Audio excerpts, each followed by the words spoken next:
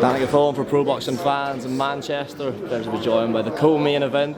The man here to spoil all the plans, Wade Plemons. Wade, how are you? I like that. The man to spoil the plans. That's not bad. That's not bad. I'm doing well, man. How are you? I'm good. Seen your improvement on social media. I was talking to BJ about it. He explained a bit from his perspective about why you've come on, seemingly from the outside looking in so far in a relatively short piece of time.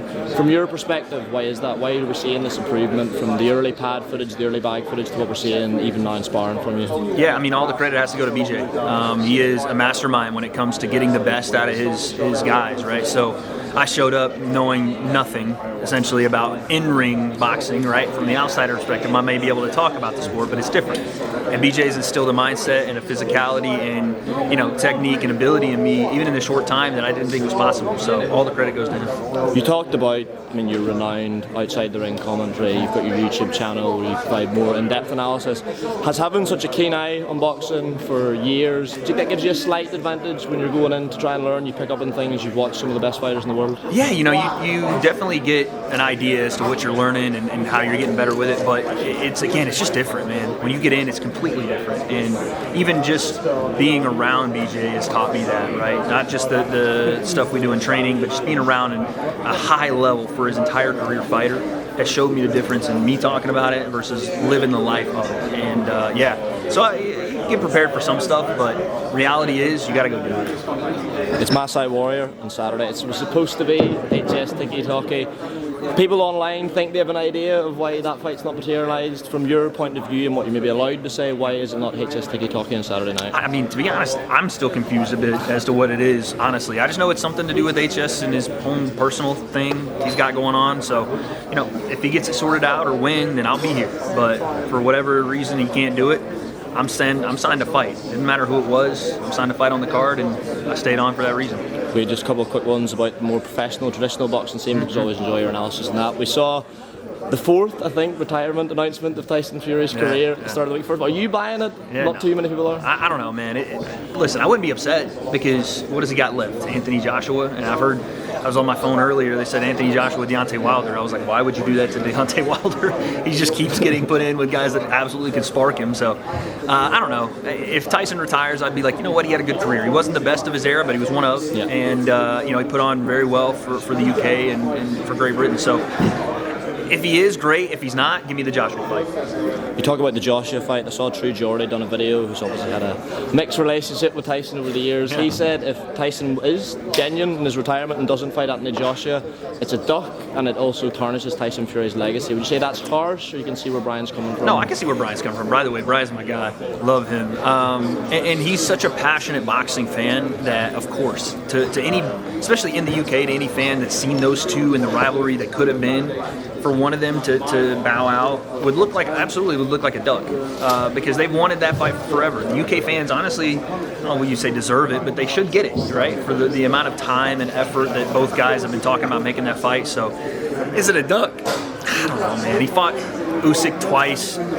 Yeah, he didn't fight necessarily some of the guys all the way through, but he fought Wilder 3 times, and Josh was really the only other guy, so if he doesn't take it, it is what it is. You talk about the fight being sort of overdue for the UK fans.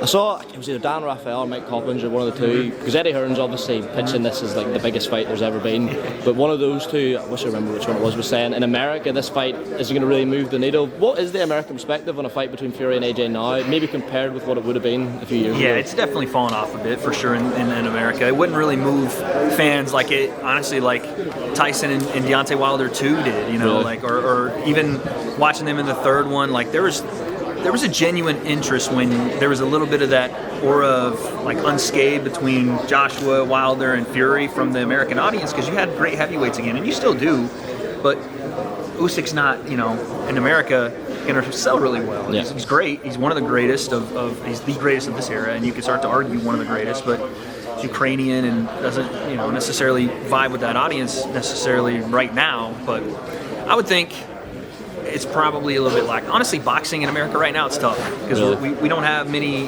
great heavyweights, we don't have any of the bigger weight class guys, so we have Crawford, we have Gervonta, we have Ryan, those guys, and they sell well for their size, but it's pretty well known throughout the history of boxing, the heavyweights sell. So next time we get a great American heavyweight, you'll see boxing in America do that. For now, it's just tough.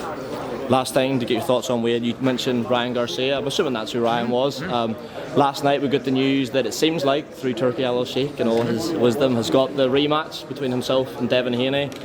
Certainly one of the most contentious fights of last year. I think the talk is it's going to be 147 pounds. How does that play out? Level playing field. Well, so from what I heard, they're setting it up for October, but they both have to win in May. Yeah, Times Square, I think. So I don't know what they're going to do in May, because I had heard rumors of Ryan and Teofimo, and I was like, oh my God, like that's not a givey fight by anybody. So if the rematch does happen at 147, it's still a dangerous fight for Devin. Listen, I was on the Devin Haney train. I was like, listen, he's walking in the footsteps of Floyd Mayweather, doing this undisputed, moving up, trying to get belts, and then Ryan just completely shut the whole hype down, right? Left hook after left hook. And I know you talk about the Osterine or whatever it was, and him missing weight, which are two just massive no-nos, which is why the rematch needs to happen. But those left hooks are Ryan's specialty, and unfortunately for Devin, they look like his Achilles heel. So we'll see if he's made adjustments. But at 147, Devin doesn't have to drain himself as much either. Both guys are way too big for 140 right now, so I think it'll be I think it'd be more interesting at 147, but honestly, I'd have to lean Ryan again. I know I said last one, but it's coming into my head. Chris Eubank Jr., Conor Benn. Don't know why that came into my head. Yeah. Looks like that's been agreed as well. Talk to me about it. I love that fight. I just love the intensity, right? And the family lineage and the rivalry passed down to the sons. It's a great story. And there's genuine,